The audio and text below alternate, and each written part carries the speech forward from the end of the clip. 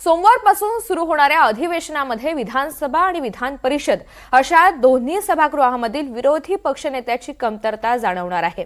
संख्याबळाचं कारण देत विधानसभा अध्यक्ष आणि विधान परिषद सभापती यांनी विरोधी पक्षनेत्यांच्या निवडीला मान्यता दिलेली नसून नजीकच्या काळातही याबाबत निर्णय होण्याची शक्यता नाहीये। सभागृहात विरोधी पक्षनेता नसल्यामुळे तसंच नुकत्याच पार पडलेल्या स्थानिक स्वराज्य संस्थांच्या निवडणुकीमध्ये महायुतीला प्रचंड यश मिळाल्यामुळे विरोधक हतबल असल्याचं चित्र आहे। त्यामुळे सरकारसाठी हे अधिवेशन सोपं जाणार आहे। 15व्या विधानसभेचं पहिलं अधिवेशन डिसेंबर 2024 मध्ये पार पडलं।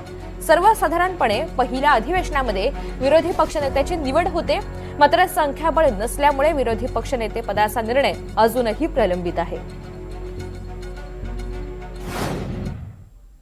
राज्याला विरोधी पक्षनेता नाही दोन्ही सभागृहात,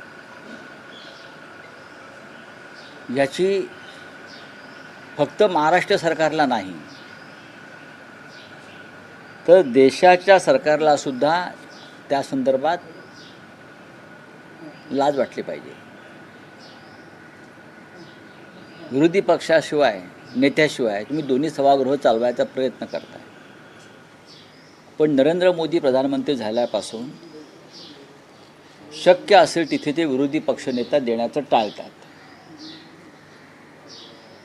राहुल गांधी यांना तर आज ते विरोधी पक्षनेते आहेत लोकसभेत, पण त्यांना लोकसभेतूनच कायमच्या बाहेर काढण्याचं कारस्थान सुरू आहे।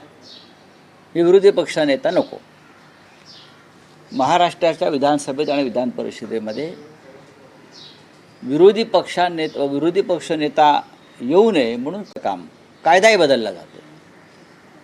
ह्याला निर्लज्जपणा म्हणतात। तुम्ही लोकशाही मार्गानं सत्तेवर यायचं, लोकशाही मार्गानं मुख्यमंत्री व्हायचं, मंत्रिमंडळ स्थापन करायचं आणि त्या लोकशाहीत जे विरोधी पक्षनेत्याला स्थान आहे विधिमंडळात तेवढं टाळून बाकी सगळे उद्योग करायचे। लोकशाहीला कलंक लावणारं एक कृत्य आहे।